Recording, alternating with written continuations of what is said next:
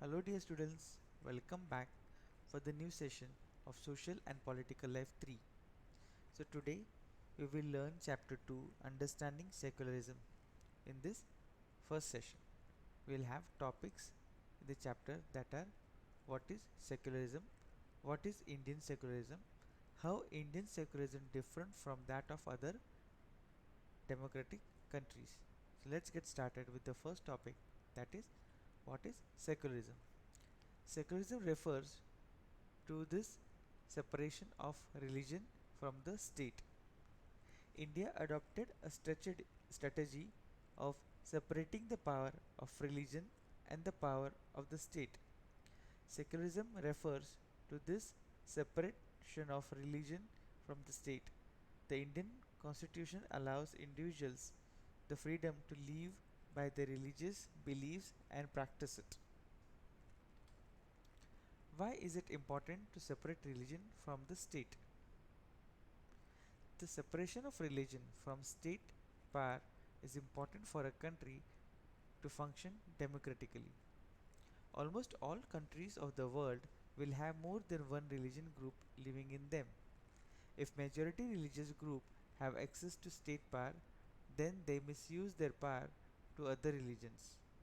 Also, we need to we need to protect the freedom of individuals to preach the religion of their choice. That is, the separation of the state and religion in democratic societies is important because of the following reasons. It helps a country to function democratically. The tyranny of the majority and the violation of fundamental rights can be very harmful to the people belonging to the minority. So, it protects people from any type of religious violence. It protects from the freedom of individuals to exist from their religion, embrace another religion. It gives people the freedom of interpret the religious teaching differently. What is Indian secularism?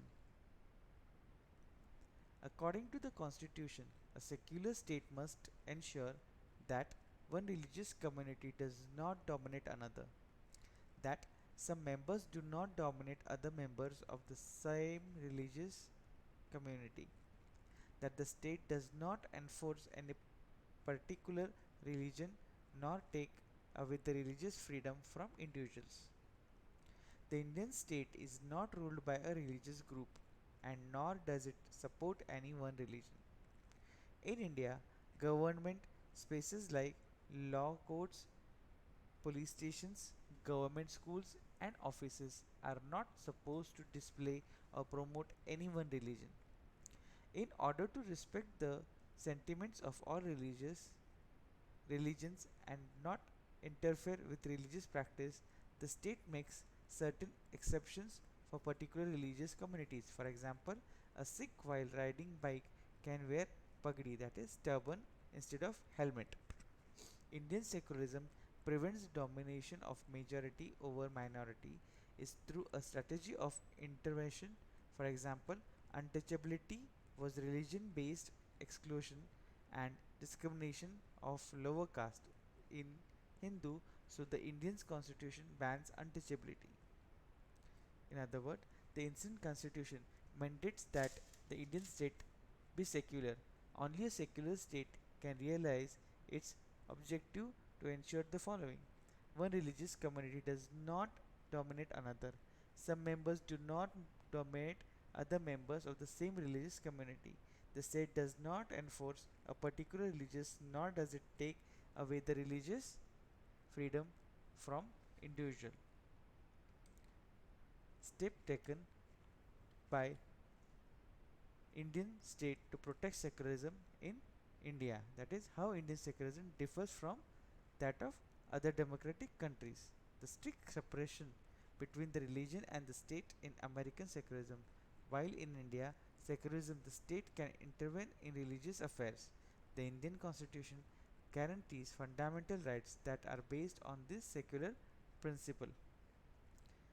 The Indian state works in various ways. It uses a strategy to distancing itself from the religion. In Indian government, spaces like law, court, police station, government, school, and offices are not supposed to display or promote any one religion.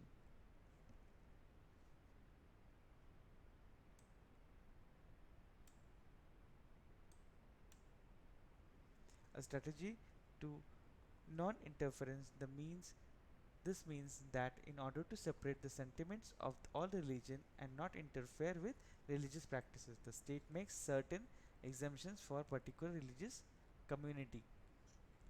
The strategy of intervention this means that they ensure the law related to equal inheritance right are respected.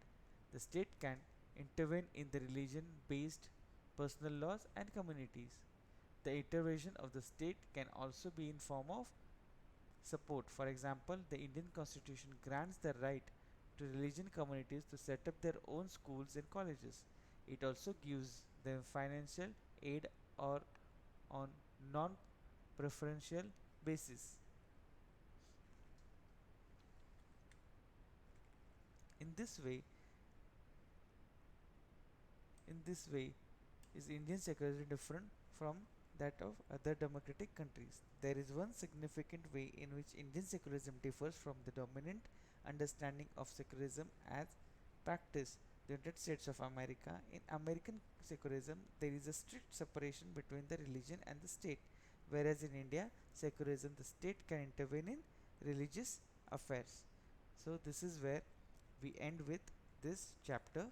I hope you have understood all the topics that I covered in this session. If you have any problem or issue with understanding, you can contact me personally so that I can address the issue or the problem that you have regarding the chapter.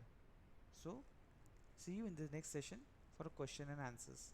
But as advised earlier, please read your textbook, underline the hard words, write them 5 times in your notebook so that you recite the hard words, and read the slides and listen to the video. So see you in the next session. Till then, take care and have a great day.